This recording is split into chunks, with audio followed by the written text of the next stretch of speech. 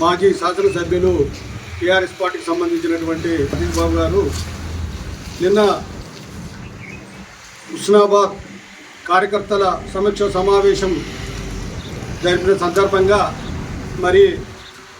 ఇప్పుడు ఉన్నటువంటి పెద్దలు పూజ్యులైనటువంటి మరి ఇప్పుడు ఉన్నటువంటి ఎమ్మెల్యే గారిని బీసీ సంక్షేమ శాఖ మరియు రవాణా శాఖ మంత్రులు అయినటువంటి పొన్నం ప్రభాకర్ గారిని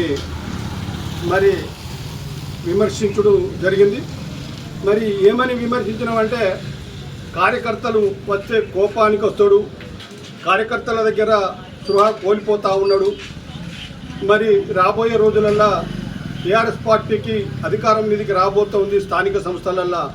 మనం జాగ్రత్తగా పనిచేయాలని చెప్పడం జరిగింది. మరి సతీష్ బాబు గారిని నేను ఒక్కటే అడుగుతా ఉన్నా, గతంలో టీఆర్ఎస్ పార్టీ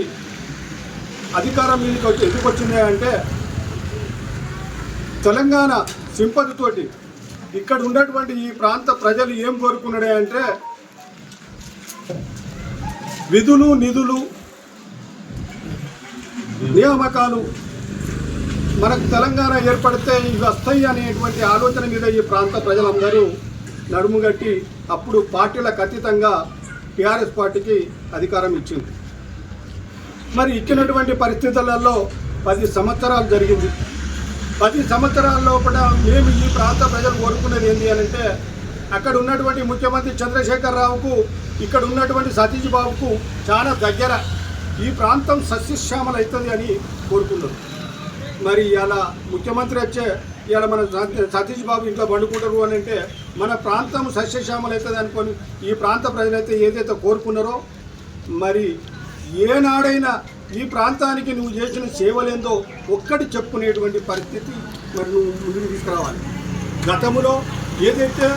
ఇవాళ ఉన్నటువంటి ప్రాజెక్ట్ ఏదైతే ఉందో గతంలో కాంగ్రెస్ పార్టీ ఇక్కడ పునాది చేసినటువంటి బాపతి,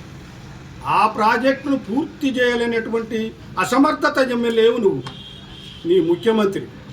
మరి ఇవాళ నీకు గంత అనుకూలంగా ఉన్నటువంటి పరిస్థితులల్లో ఈ ప్రాంతాన్ని హుస్నాబాద్ నియోజకవర్గాన్ని ఎంతో అభివృద్ధి చేసేటువంటి స్తోమత నీ దగ్గర ఉన్న ఈ ప్రాంతానికి అభివృద్ధి చేయలేనటువంటి పరిస్థితి నువ్వు దొరల పాలన ఎట్లుంది అని అంటే అక్కడ దొర ఇక్కడ దొర అనేటువంటి పరిస్థితులల్లో వాళ్ళు చెప్పిన ప్రకారంగా నువ్వు నడుచుకున్నావు తప్ప వాళ్ళ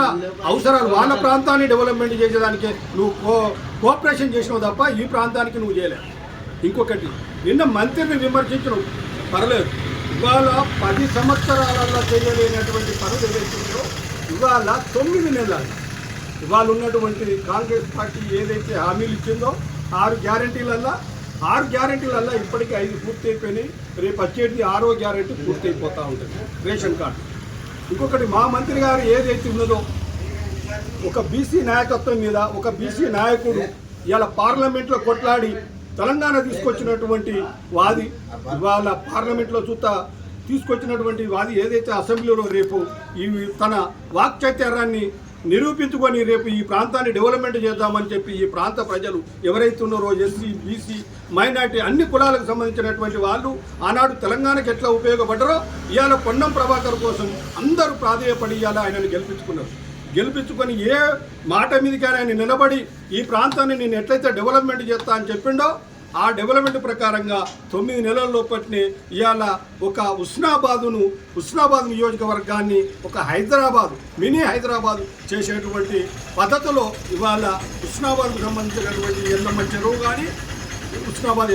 కానీ ఇక్కడ ఉన్నటువంటి ఈ ప్రాంతానికి సంబంధించినటువంటి మహాసముద్రం గండి కానీ ఇక్కడ ఉన్నటువంటి ప్రతి ఒక్కటి ఇవాళ డెవలప్మెంట్ చేసేటటువంటి పరిస్థితిలో ఉన్నది. మొన్న కొత్తకొండ దేవస్థానానికి ఇలా అధిక నిధులు తీసుకొచ్చి ఇలా దేవస్థానం కాడ పెద్ద ఇవాళ అక్కడ కాంప్లెక్స్ కట్టి అది మొత్తం దాన్ని అక్కడ ఒక డెవలప్మెంట్ చేసేటువంటి పరిస్థితిలో